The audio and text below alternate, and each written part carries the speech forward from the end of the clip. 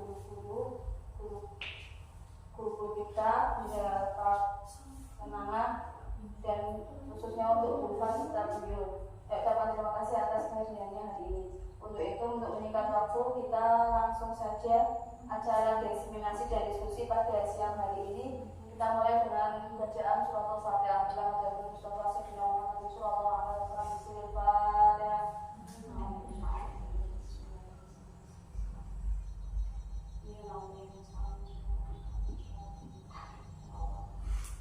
Terima kasih, semoga dengan bacaan Fatihah tadi dapat melancarkan kegiatan pada hari ini dan kita semua dapat menambahkan ilmu yang bermanfaat serta memiliki motivasi diri untuk berubah.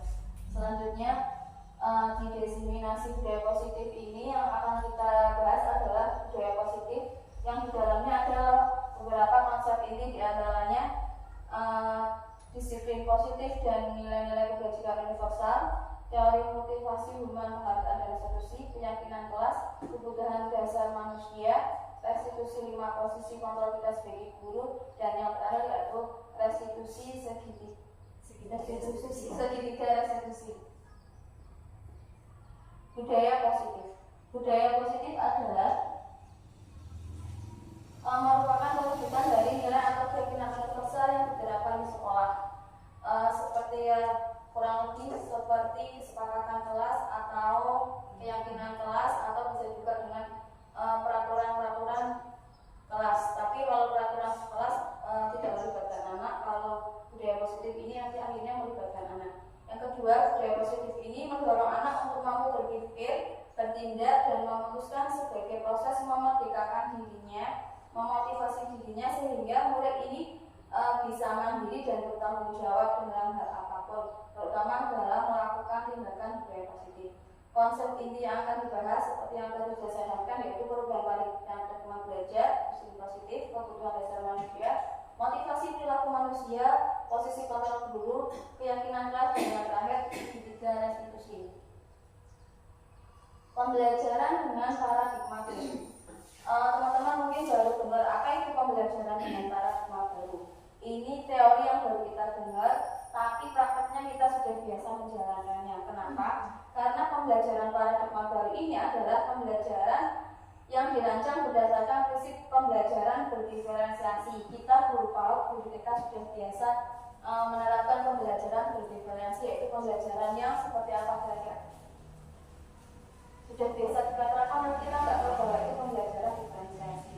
Berarti kita pilih melibatkan anak. Siapa lagi?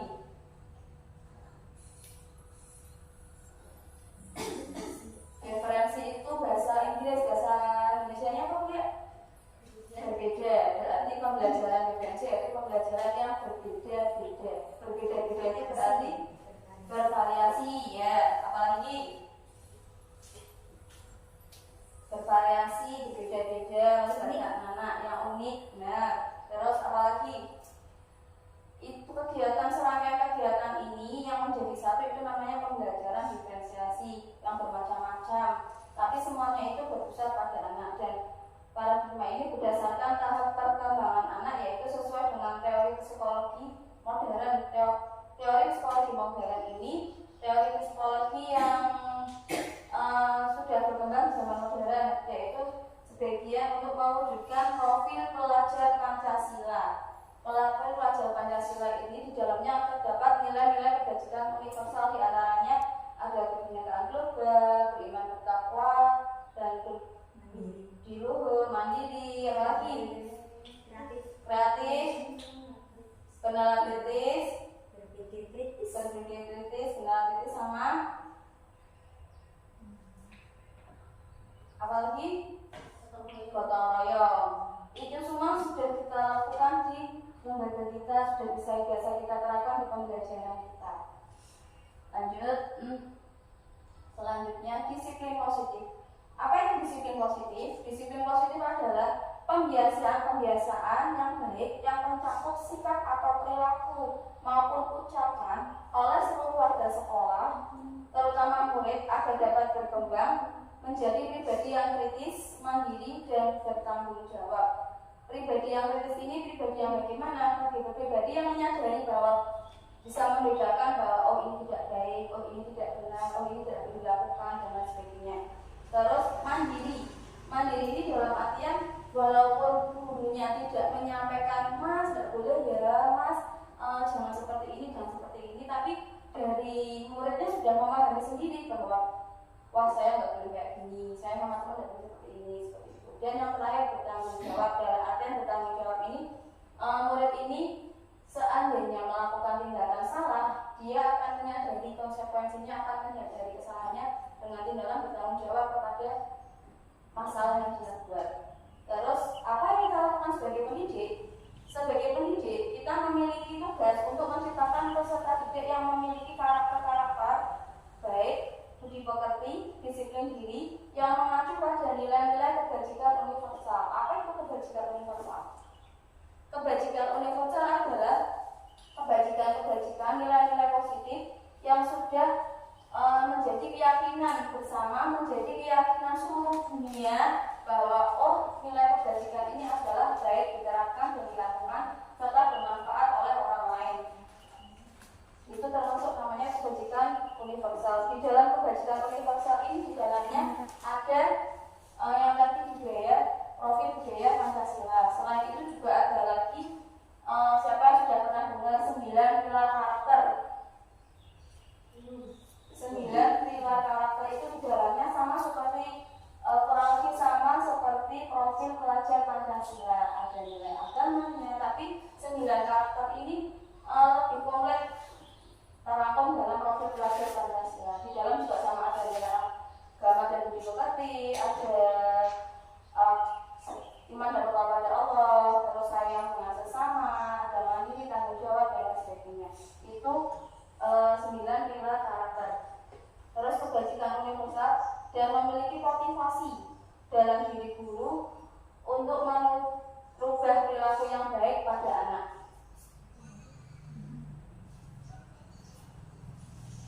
Selanjutnya adalah tentang 5 kebutuhan dasar manusia. Seperti yang kemarin kita bahas, 5 kebutuhan dasar manusia antara lain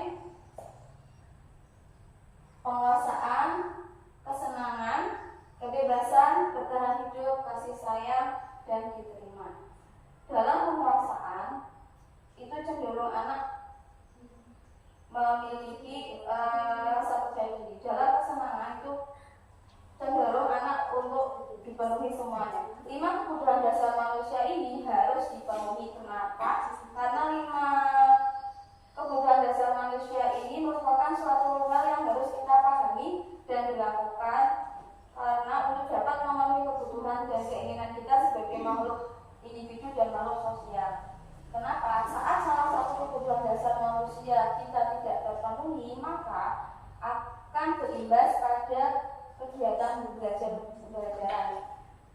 Pada proses pembelajaran cenderung anak akan melakukan tindakan-tindakan negatif seperti bagaimana? Seperti apa kira-kira tindakan negatif anak di kelas atau di sekolah saat 5 kebutuhan dasar manusia tidak terpenuhi?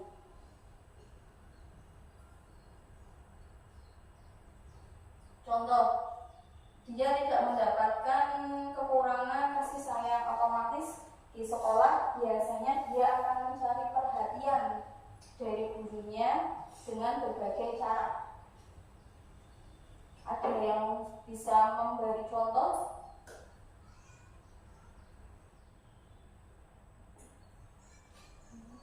Bayangkan saat kita di kelas, biasanya anak mulai ada yang agresif, ada yang aktif, ada yang cari perhatian, ada jahil, ya benar, ada yang jahil. Itu juga termasuk karena ternyata anak tersebut tidak terpenuhi kebutuhan dasarnya sebagai manusia, sehingga dia akan di rumah dia tidak terpenuhi, mungkin karena ibunya sibuk bekerja, karena orang tua dua-dua orang tuanya bekerja, otomatis di sekolah dia mencari perhatian dari gurunya. Di rumah sudah kekurangan kasih sayang, di sini meminta perhatian gurunya untuk mendapatkan kasih sayang. Kurang lebih contohnya seperti itu. Nah, detail kebutuhan dasar manusia, penguasa bertahan hidup. Bertahan hidup ini dipenuhi dengan makanan, pakaian, tempat tinggal, rasa aman, dan kesehatan. Kasih sayang dan rasa diterima itu dapat terpenuhi dengan merasa dipedulikan, merasa diterima baik di lingkungan manapun, mau berbagi, terus diakui dalam kelompok, memiliki rasa dan merasa dimiliki dan memiliki. Karena seandainya seumpama ada anak, ada contoh nih, di kelas ada anak yang suka jahil sama temennya, dia mesti cari perhatiannya bukan dari dengan guru tapi dengan temennya. Kalau ada anak yang berkelompok, dia tiba-tiba datang terus seperti itu termasuk anak itu tidak memiliki kekurangan kebutuhan dasar seperti apa? Ya betul, Bunda, diakui dalam kelompok, karena selama ini dia merasa tidak diajak main bersama, tidak diikutsertakan dalam kegiatan dan sebagainya, untuk ngobrol dan sharing bersama teman-temannya diajak, otomatis dia akan mencari perhatian temannya dengan cara menjelili temannya. Terus lanjut, penguasaan. Kebutuhan dasar penguasaan dapat dipenuhi dengan rasa aman atau memiliki kepercayaan diri, rasa berharga, keinginan dianggap, pemimpin dan berprestasi, serta didengar. Ini termasuk juga penguasaan di dalamnya adalah kebutuhan belajar, memenuhi keinginan anak untuk diberi pengetahuan, diberi ilmu. Karena anak usia dini itu masih memiliki karakteristik yang memiliki rasa ingin tahu yang besar. Nah, karena itu kita harus memenuhi kebutuhannya. Seumpama rasa ingin tahu anak itu sudah besar, bertanya dengan gurunya atau bertanya dengan orang tuanya di rumah, terus dipatahkan dengan kamu itu masih kecil, gak usah tanya macam-macam, kamu nanti nanyanya besok aja kalau udah besar, ini belum saatnya ditanya. Itu otomatis akan memutuskan sel otak anak dan dia akan menyimpan pertanyaan-pertanyaan yang dia ingin tahu yang belum terjawab dan dilampiaskan dengan tindakan negatif. Pertanyaan yang dia ingin tahu tapi belum terjawab, otomatis dia akan memberontak, berteriak, seperti itu kurang lebihnya. Terus kebutuhan dasar manusia berikutnya yaitu kebebasan. Kebebasan ini bisa didapat dengan mandiri atau memberikan kepercayaan pada anak untuk melakukan sesuatu dengan sendiri. Itu sudah diterapkan kita juga di lembaga. Terus memiliki keinginan dan keinginannya itu dihargai dan diikuti. Terus selanjutnya mencoba hal baru. Karena usia anak itu memiliki rasa kepo yang besar, otomatis dia akan mengeksplor entah lingkungannya, entah temannya, ada teman baru didekati, terus ada mainan baru dimainkan dan lain sebagainya. Itu harus terpenuhi kebebasannya agar dia bisa mengeksplor dan memenuhi kebutuhan dasarnya sebagai manusia. Terus yang terakhir, mampu mengendalikan diri dan emosi. Setelah kebebasannya terpenuhi, otomatis ini anak akan bisa mengendalikan diri dan emosi. Dia tidak akan menjadi tantrum, dia tidak akan menjadi pemberontak, dia tidak akan marah. Selanjutnya yang terakhir adalah kebutuhan dasar manusia, yaitu kesenangan yang terpenuhi dengan bermain, menyalurkan hobi kalau kita yang dewasa, terus humor atau gurauan, terus yang terakhir hiburan atau hiburan berbagai macam hiburan. Mungkin kita sebagai manusia memiliki kebutuhan dasar kesenangan masing-masing. Ada yang hobinya karaoke, ada yang hobi memasak, ada yang hobi jalan-jalan, ada yang hobi shopping. Kalau kita sebagai manusia dewasa itu memang saat kita membutuhkan refreshing, membutuhkan pemenuhan kebutuhan dasar kita dalam hal kesenangan, seandainya tidak terpenuhi, otomatis kita akan berontak. Kita sebagai manusia dewasa marah, kecewa, suami jadi korban, anak jadi korban, pekerjaan kadang terlantar dan lain sebagainya. Kita jadi stres. Harusnya kita itu aku itu stres, ingin healing, ingin jalan-jalan tapi nggak bisa, kerjaan banyak, waktu nggak ada. Otomatis kita jadi stres, bingung gimana caranya pelampiasan memenuhi kebutuhan dasar kita untuk bersenang-senang, mendapatkan hiburan. Nah,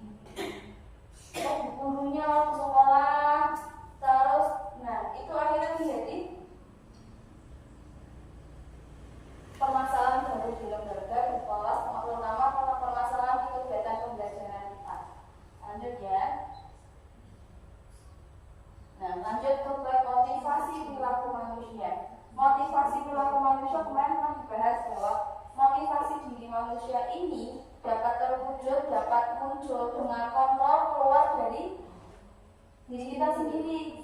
Kontrol terkuat manusia, motivasi terkuat manusia itu setelah Allah adalah diri sendiri. Seperti permainan genggaman tangan kemarin.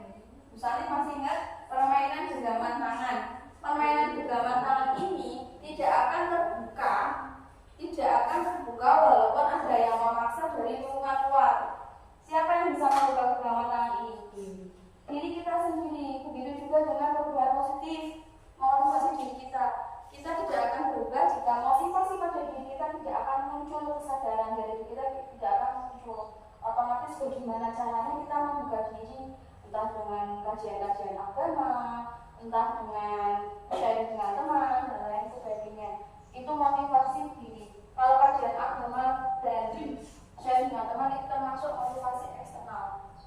Terus ini, kenapa motivasi eksternal itu mendorong perilaku motivasi perilaku manusia? Karena kita biasanya untuk menghindari ketidaknyamanan, pandangan buruk dari orang lain atau hukuman. Kalau anak mungkin seumpama tidak seperti anak-anak yang level di atas kita ya, SD, SMP dan SMA, mungkin kan penerapannya itu seumpama tidak mematuhi peraturan kelas, itu otomatis tetap akan mendapatkan hukuman.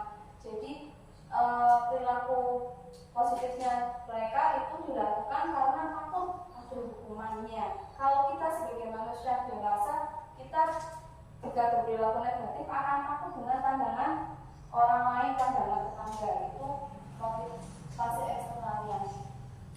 Terus nomor 2 yaitu untuk mendapatkan imbalan dari orang lain atau institusi. Apa yang akan saya dapatkan apabila saya melakukannya? Itu biasanya kita nggak usah jauh-jauh. Kita manusia dewasa itu saat melakukan ibadah, sholat dan lain sebagainya, apa yang kita inginkan? Pahala. Apalagi hadiah berupa apa ya kalau ibadah? Kalau sholat ya berupa surga. Tapi kalau saat kita berperilaku positif, mungkin kita mendapat reward dari lingkungan sekitar berupa penghargaan, berupa pujian. Wah, sampai bahagia ternyata orangnya bla seperti itu. Wah, ternyata Bu Yani itu orangnya seperti ini ya, saya suka loh dan sebagainya. Omongan-omongan negatif, serta pujian-pujian dari lingkungan sekitar itu memotivasi diri kita untuk berubah sesuai dengan keinginan mereka. Padahal perubahan sepenuhnya itu perubahan akan terjadi jika mulai dari diri kita sendiri. Kenapa? Perubahan utama itu motivasi dari internal, karena dari internal kita akan memahami bahwa kita memiliki tujuan, kita harus berusaha, kita memiliki tujuan tersendiri. Yang ketiga, karena kita menghargai diri dia sendiri, walaupun tidak ada hukuman, walaupun tidak ada pujian, walaupun tidak ada penghargaan, kita akan tetap melakukan tindakan positif.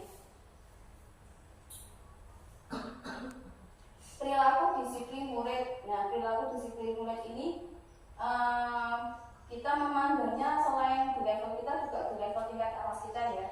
Hukuman. Ada 3 akibat perilaku tindakan anak, antara lain hukuman, konsekuensi, dan restitusi. Pada posisi hukuman ini biasanya terjadi tidak direncanakan atau tiba-tiba.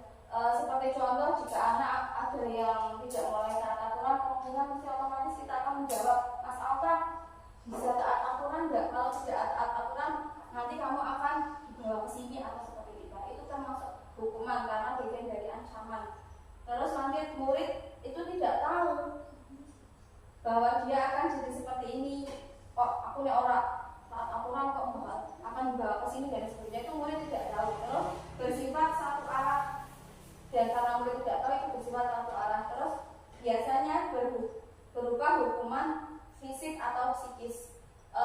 Fisik kemungkinan kelompok anak usia TK kita tidak pernah melakukan hukuman berupa fisik. Mungkin psikis iya, omongan-omongan kita yang sedikit mengancam itu juga termasuk hukuman, karena itu akan membuat psikis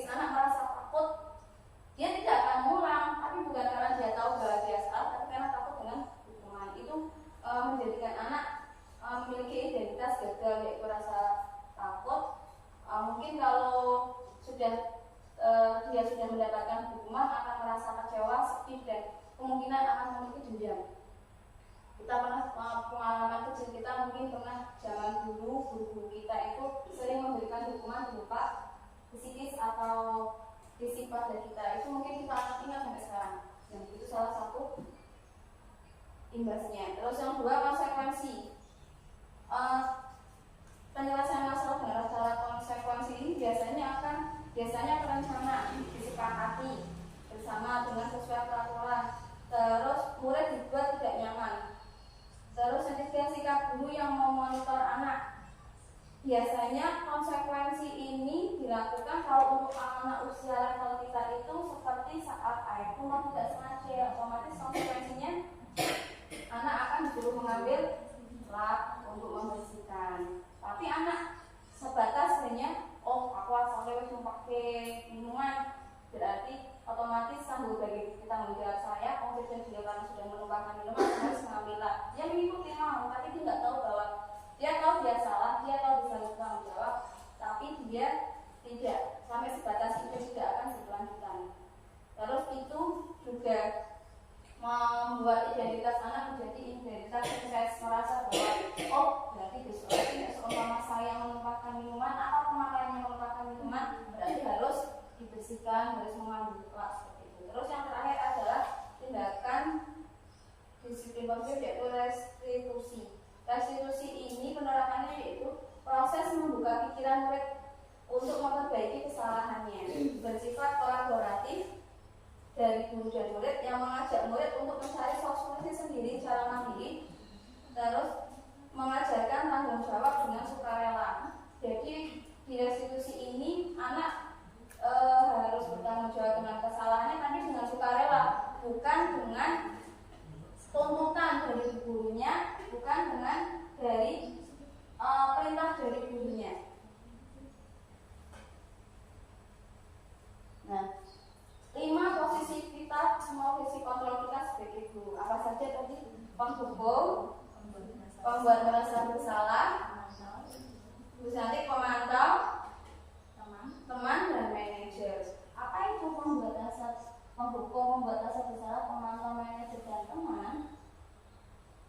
Penghukum biasanya seorang guru yang akan memberi hukuman pada murid yang membuat kesalahan akan menganut suara yang tinggi, bahasa tubuh yang tegak, mata melotot, dan jari menunjuk-nunjuk serta menghadap dengan perkataan yang kasar. Contoh, terlambat lagi, pasti terlambat lagi, selalu datang terlambat, kapan sih bisa datang tepat waktu? Hasilnya, kemungkinan murid itu akan marah, menendang, agresif, memberontak. Bisa jadi sesudah kembali duduk, murid tersebut akan mencoret-coret bukunya untuk melampiaskan emosinya. Meja tulisnya penuh, bukunya penuh. Saat kegiatan dia fokus ke dirinya sendiri, tidak fokus ke pembelajaran karena dia merasa kecewa dan dendam kepada guru yang memberi hukuman. Terus lebih buruk lagi, setelah pulang sekolah, murid yang melihat motor atau mobil ibu bapak gurunya, kalau dia memiliki dendam, itu murid akan mungkin dikempeskan, mungkin dicoret-coret, dan lain sebagainya. Itu mungkin di atas level kita ya, di atas level SD. Pulang-pulang gurunya bocor. Terus yang kedua yaitu pembuat merasa bersalah. Pembuat guru yang memiliki posisi sebagai pembuat merasa bersalah ini dengan suara yang memelas, halus, pelan, wajah mimik yang sedih, bahasa tubuh yang dilemas-lemaskan merapat pada anak, suaranya pelan sekali. Adi, kamu ini bagaimana ya? Kamu kan sudah janji sama ibu tidak akan melambat lagi. Kamu kenapa ya? Tenang sekali mengecewakan ibu. Ibu benar kecewa loh, kecewa sekali nih. Seperti itu kurang lebih. Murid yang diposisikan, guru yang memposisikan diri sebagai pembuat masalah bersalah akan membuat murid menjadi orang yang, wah, kok gurunya kecewa sama saya ya? Gimana ya? Saya nggak bisa bahagiain guru nih. Terus kadang sikapnya seperti saya harus seperti ini. Dia merasa kecewa dan ingin menghukum dirinya sendiri, merasa minder, rendah emosinya, emosinya tidak muncul, tapi emosinya bukan emosi negatif yang untuk pelampiasan, tapi emosi dari diri sendiri karena dia merasa kecewa. Terus biasanya menumpahkannya dengan amarahnya, walaupun amarahnya kadang tidak pemberontak seperti di posisi penghukum. Terus murid ini akan merasa tertekan, dan jika menumpuk dibuat merasa bersalah, terus kamu gimana ya harusnya kalau guru, seperti itu berulang-ulang, akhirnya dia akan meletus amarahnya dan bisa menyakiti diri sendiri atau orang lain. Mungkin seperti di Jepang ya, terlalu banyak orang yang bunuh diri karena dia sering merasa kecewa dengan dirinya sendiri. Jadi otomatis itu akan berimbas panjang pada anak.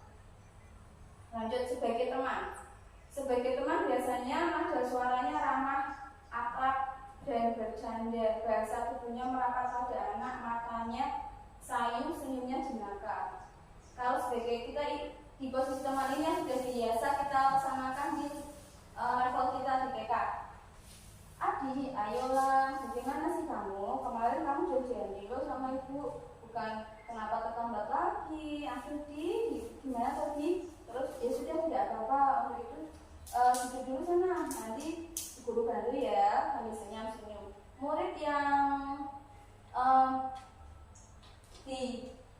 Murid yang diperlakukan seperti teman itu akan senang dan merasa apa dengan gurunya. Posisi ini juga berimbas tidak baik pada anak karena murid akan merasa apa dengan gurunya. Wah, nggak apa-apa, besok saya seperti ini lagi, mau guru jadi kandidatku. Otomatis dia kalau tidak akan mengulang, kalau tidak akan mencari perhatian guru. Terus tambah lagi murid biasanya tidak akan menghormati dan menghargai gurunya karena sudah merasa bahwa dia sebagai teman. Terus biasanya murid ini akan mengandalkan guru tersebut untuk membantunya dalam hal apapun karena dia teman yang pasti mau membantu. Terus lagi guru ini, murid ini mesti akan menyuruh guru, bantu ya bu, tolong ya bu, seperti itu. Terus dan belum tentu pelakuan guru ini sama dengan murid-murid lainnya. Ini juga berdampak negatif pada lingkungan sekitar dari teman-temannya karena teman-temannya ini akan merasa diskripsikan, dibedakan. Kok sama aku saya teman ya, kok sama saya enggak ya. Jadi itu akan terjadi kesenjangan sosial di hati murid yang lainnya. Itu juga berimbas tidak baik untuk murid. Terus lanjut, pemantau. Sebagai pemantau dengan suara yang datar, bahasa tubuh yang formal. Contohnya, guru, Adi, tahukah kamu jam berapa kita mulai? Tahu? Kamu terlambat 15 menit. Apakah kamu sudah mengerti konsekuensi yang harus dilakukan bila terlambat? Paham Pak? Saya harus tinggal di kelas pada jam istirahat. Nanti akan melaksanakan tugas ketinggalan saya. Ya benar. Nanti pada saat jam istirahat, kamu harus tinggal ke kelas untuk menyelesaikan tugas yang tertinggal. Saya tunggu ya. Nada yang datar, bahasa tubuh yang formal, tidak ada kedekatan antara guru dan murid. Hasilnya, murid akan memahami konsekuensinya jika melakukan kesalahan atau melanggar aturan. Terus guru tidak menunjukkan suatu emosi berlebihan karena dia menggunakan nada yang datar dan bahasa tubuh yang formal. Terus anak akan menjadi marah, membuat rasa bersalah. Murid tetap dibuat tidak nyaman walaupun itu kesalahannya sendiri, karena dia harus mematuhi peraturan dengan harus tinggal di kelas pada waktu dan istirahat dan mengerjakan tugas. Guru tetap harus memantau murid pada saat mengerjakan tugas di jam istirahat karena murid tidak bisa ditinggal seorang guru. Ini juga kurang baik karena murid tetap akan merasa tertekan, tetap akan mendapat hukuman walaupun hukuman ini sesuai dengan peraturan yang sudah disepakati antara guru dan murid. Yang terakhir, sebagai manajer, guru hendaknya nada suara yang fulus, bahasa tubuh yang tidak kaku, mendekat pada murid. Contoh, Adi, apakah kamu mau tahu jam berapa? Pas sekolah dimulai, tahu Pak, jam 7. Ya, jadi kamu terlambat ya. Kira-kira bagaimana kamu akan memperbaiki masalah ini? Saya bisa menanyakan ke teman-teman Pak untuk mengerjakan tugas yang tertinggal. Oke, baik, itu bisa dilakukan. Apakah besok akan ada masalah untuk kamu agar bisa hadir tepat waktu di sekolah? Tidak Pak, saya bisa hadir tepat waktu. Oke, baik, saya akan menghargai usahamu untuk memperbaiki diri. Posisi manajer ini disampaikan guru dengan tulus, tidak marah, tidak meninggikan suara, tidak menunjuk-nunjuk, tidak berkata pinggang, bersikap seolah-olah dia juga menyesal kok kenapa muridnya melakukan kesalahan. Terus tampak sedih sekali dan atas perbuatan murid dengan kesundapura, tidak menempatkan murid sebagai teman, juga tidak menempatkan murid sebagai pemantau. Terus fokus pada murid bukan untuk membahagiakan guru atau orang tua, tapi untuk mengetahui adanya suatu masalah dalam diri murid, dan guru mengambil posisi pemantau. Guru akan melihat konsekuensi berdasarkan peraturan. Terus sebagai posisi manajer akan mengembalikan tanggung jawab pada murid untuk mencari jalan keluar dari permasalahannya sendiri. Contoh penerapannya: 1. Murid tidak mengerjakan, kasusnya murid tidak mengerjakan tugas diberikan guru. Ayo berdiri satu waktu di depan kelas. Itu termasuk posisi kontrol sebagai penghukum. Gitu. Nomor 2, Bu Guru sudah sering ingatkan ya, kamu sering sekali bikin Bu Guru sedih. Salah. Terus, ayo dong, kamu kerjakan tugasnya. Kalau sudah selesai, baru boleh bermain di luar dengan yang lain. Memantau. Kamu sudah melakukan kesalahan dan tahu konsekuensinya ya, harus apa. Ayo sekarang kerjakan di kelas sebagai pemantau. Kalau yang tadi, ayo dong, kamu kerjakan tugasnya. Kalau sudah selesai, boleh bermain di luar dengan yang lain. Ini sebagai teman. Kalau yang ini, kamu sudah melakukan kesalahan dan tahu konsekuensinya. Berarti kamu harus apa? Harus mengerjakan di kelas. Itu sebagai pemantau. Terus, apakah kamu tahu kesalahanmu? Keyakinan kelas apa ya yang sudah kamu langgar? Apa yang akan kamu lakukan untuk menyelesaikannya? Ini sebagai manajer. Keyakinan kelas. Apa itu keyakinan kelas? Keyakinan kelas adalah kesepakatan kelas yang dibuat oleh bersama guru dan murid dengan harapan dapat meningkatkan kedisiplinan murid. Terus keyakinan kelas berupa pernyataan dari nilai-nilai kebajikan universal yang bersifat abstrak, mudah dipahami. Terus semua warga sekolah itu wajib berkontribusi dalam pembuatannya dan mengutarakan pendapat serta menerapkannya dalam sekolah. Ini contoh-contoh keyakinan kelas yang kemarin kita buat dan kita sepakati, kita sosialisasi bersama anak dan wali murid. Dan di sini kemarin saya sempat memberikan signal pada wali murid, apakah keyakinan-keyakinan kelas yang sudah kita terapkan itu sudah sampai di rumah atau sebatas hanya di sekolah saja. Dan ternyata di sini Muhammad Al-Fandafik itu keyakinan kelasnya sebagian besar sudah sampai di dalam rumah, seperti mau berdoa, sayang teman,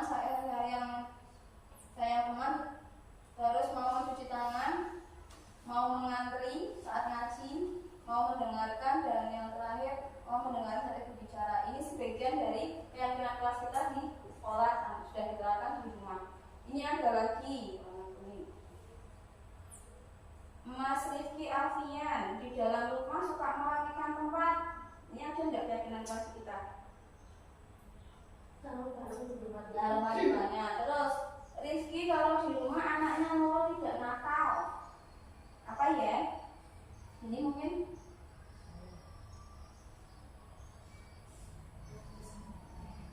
apa maksudnya kak? Sayang, terus sudah bisa ambil nasi, minum, dan memakai pakaian sendiri. Itu masuk kemana? Sudah bisa ambil nasi, minum, memakai pakaian sendiri.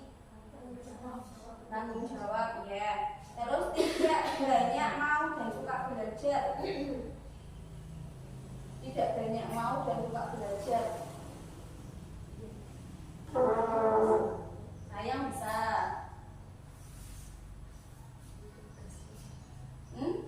Tugas bisa ya.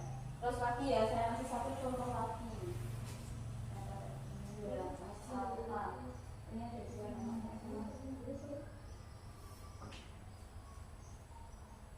Mas Alta Abdiansyah mau membuang sampah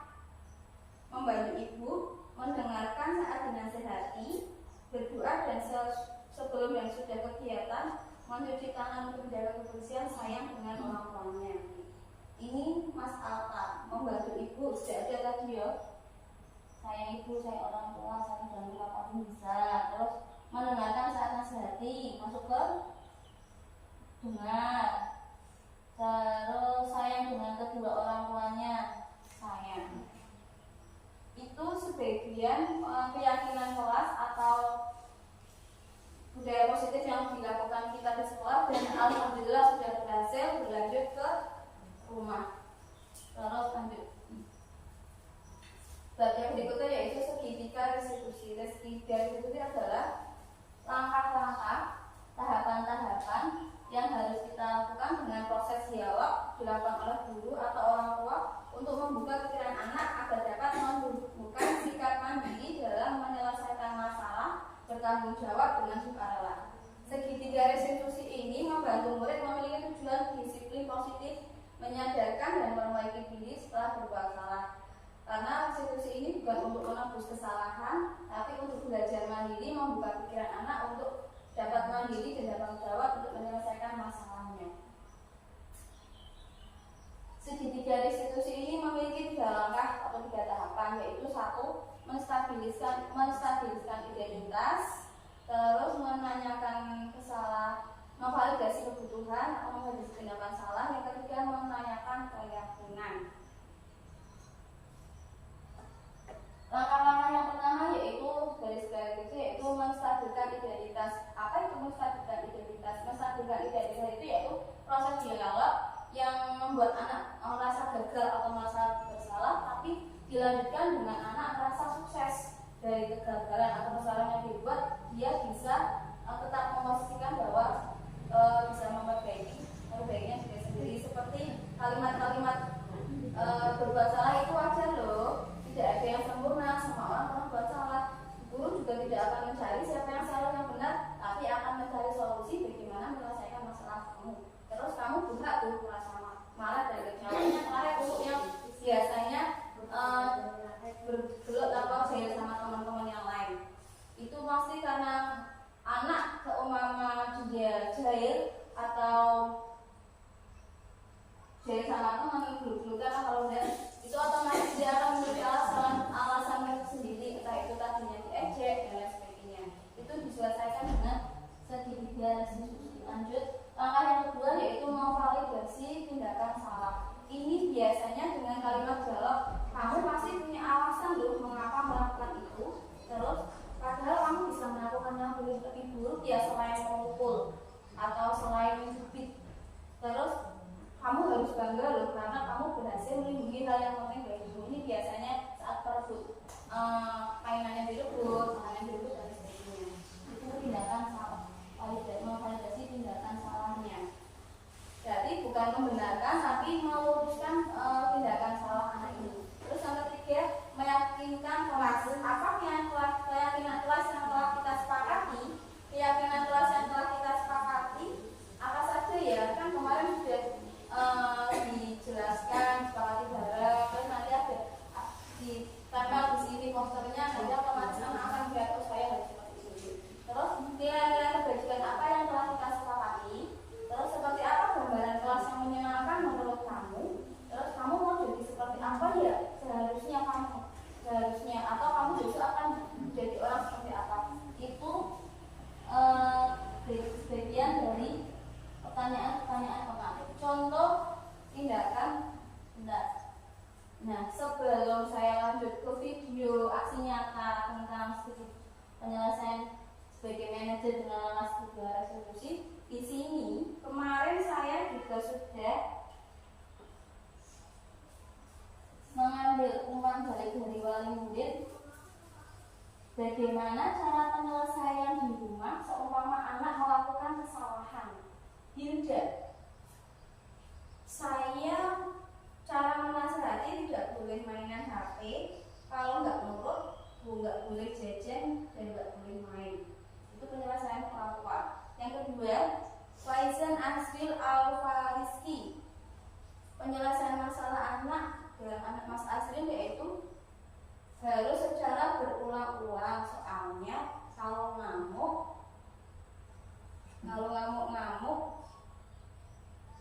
kalian bisa nurut tapi dengan suara yang tegas, yang seru. Terus al-ta'arudiyah harus berulang-ulang saat dinasehati, tidak bisa dinasehati dengan suara pelan, harus dengan suara keras. Ini PR-nya siapa ya? Kayak ini. PR-nya kita, jadi PR kita bersama untuk merestitusi orang tuanya ya. Terus lanjut. David, step 1 dinasehati pelan-pelan. Step 2 nada tinggi. Kalau David tangguh, ibu mengurung diri di kamar. Mencari alat sendiri. Yang selanjutnya Aisyah. Kalau Aisyah bikin kesalahan, yang pertama pastinya saya beri nasihat. Kadang-kadang saya marah, tapi kadang juga dihadapi dengan sabar, dengan didiamkan. Nanti Aisyah bisa lebih mengerti kalau ibunya marah dengan diam. Alhamdulillah, Aisyah jarang marah-marah, walaupun ibunya marah-marah. Selanjutnya dari Mas Yat. Mas Yat menyelesaikan masalah anak-anaknya ya, ibu Mas Yat yaitu bersabar bu, ajak jalan dengan baik sampai dia tahu dan dia paham. Berarti dari sekian contoh penyelesaian masalah anak ini, kira-kira mana yang sudah sesuai dengan langkah-langkah restitusi? Ibunya siapa? Ibunya siap. Terus seumpama kita memposisikan kontrol kita sebagai guru, posisi kontrol kita sebagai guru dan langkah-langkah kita dalam penyelesaian masalah, apakah kita sudah bisa memposisikan diri kita sebagai apa biasanya? Lihat biasanya kalau saat anak melakukan kesalahan dengan menyelesaikan dengan posisi kontrol sebagai apa setelah lihat dari pemahaman Anda? Kadang memantau,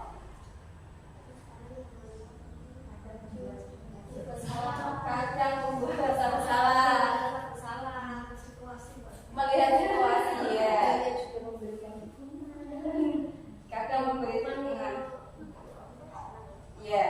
Terus kenapa kita memposisikan diri kita sebagai manajer? Apa Jamila? Pernah tapi jarang. Seringnya sebagai teman, apalagi Wiyu? Biar anak menyelesaikan solusinya sendiri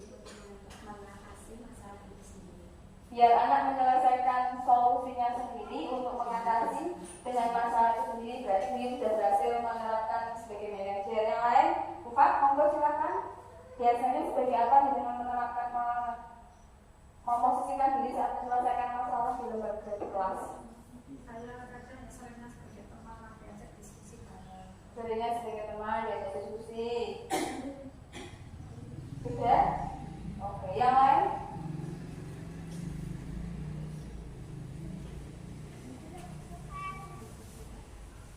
Bu nanti kira-kira biasanya memposisikan diri sebagai apa saat menyelesaikan masalah dengan anak?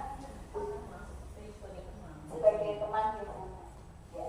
Sekarang kita lihat contoh langkah-langkah penyelesaian masalah anak dengan segitiga restitusi. Ini kasusnya adalah saat Bintang, Bila, dan Kayla saat kegiatan dia membagi permen dan bermain cincin.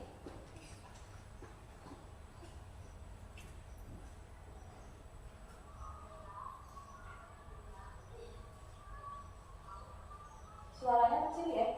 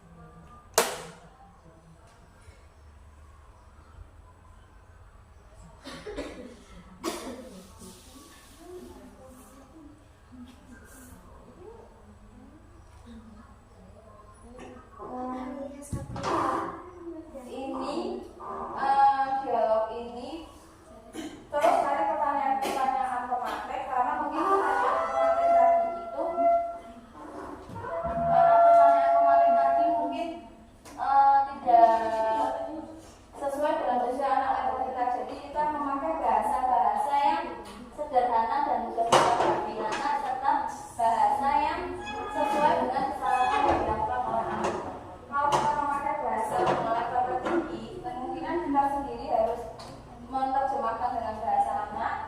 Jadi otomatis kita sesuaikan dengan bahasa anak dan kesalahan yang dibuat anak. Walaupun itu ada dasar, itu hanya sebagai dasar acuan kita membuat pertanyaan otomatis.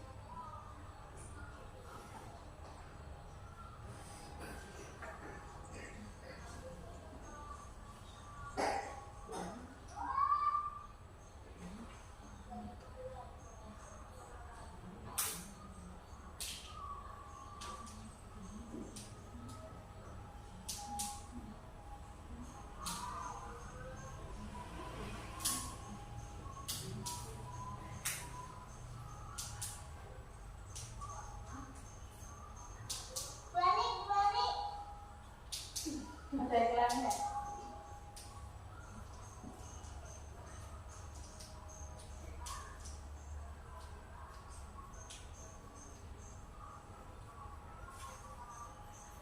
Nah, itu salah satu langkah bersih-bersih yang saya terapkan saat tindakan salah berpindah, bintang dan rela tidak mengikuti kegiatan pembelajaran tapi bermain dan membagi permen. Itu saat saya terapkan itu bersifat natural, saya nggak buat main-main, maksudnya nggak saya skenario kan. Jadi otomatis mungkin dialog yang saya sampaikan ke anak itu dialog sesuai dengan usianya anak, dialog sederhana dan menyesuaikan dengan kesalahan yang dibuat. Contoh yang kedua ini adalah Mas Api dan Mas Fahmi saat berjalan-jalan ke sawah kemarin.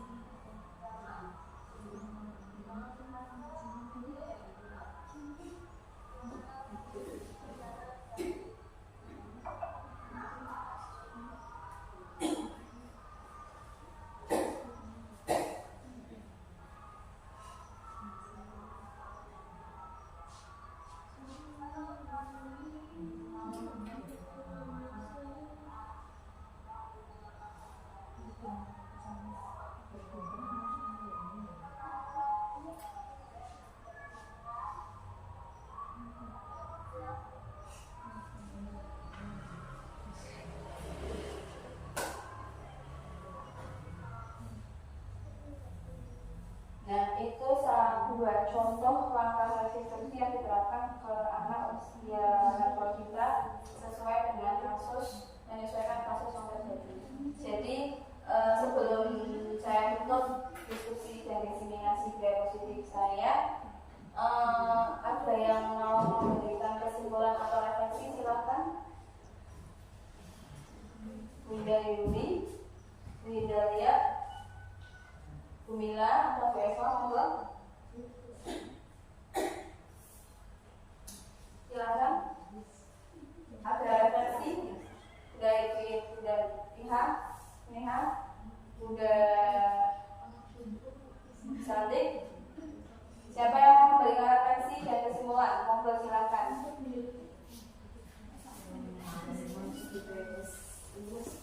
Monggo Bu, saya serahkan mic-nya. Silakan dari atau siapa?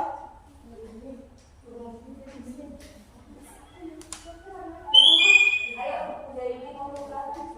Atau pendapat? Atau mau ngambil kesimpulan monggo silakan. Siapa ya? Sebelum saya tutup. Guru yang lain monggo.